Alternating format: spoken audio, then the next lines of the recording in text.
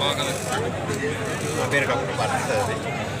ఈరోజు నేను భారతీయ జనతా పార్టీ కుటుంబంలో చేరినందుకు ఎంతో గర్విస్తూ ఉన్నాను.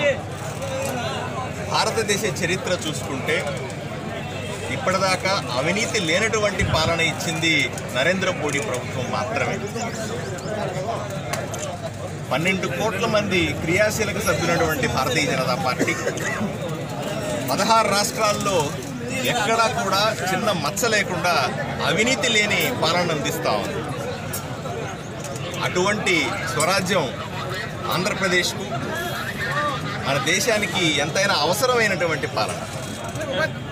ఈరోజు భారతీయ జనతా పార్టీ ఇస్తున్న నినాదం ఏదైతే ఉందో, ఫిర్సే మోదీ, మళ్ళీ మోదీయే ప్రధాని కావాలి, రెండవసారి ప్రధానమంత్రిగా నరేంద్ర మోదీ గారిని చూడాలన్న ఏకైక ఉద్దేశంతో నేను భారతీయ జనతా పార్టీలో చేరాను.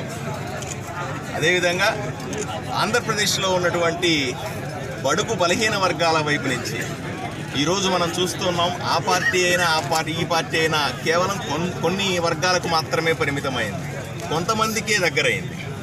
భారతీయ జనతా పార్టీ బడుగు బలహీన వర్గాలను హక్కులు చేర్చుకొని మరింత శక్తివంతంగా తయారై క్రియాశీలక పాత్ర పోషిస్తుందని నేను భావిస్తూ ఉన్నాను. ఈ యజ్ఞంలో భారతీయ జనతా పార్టీ ప్రభుత్వాన్ని కేంద్రంలోనూ రాష్ట్రంలోనూ స్థాపించడానికి నా శక్తి వంచన లేకుండా కృషి చేస్తానని తెలియజేసుకుంటాను.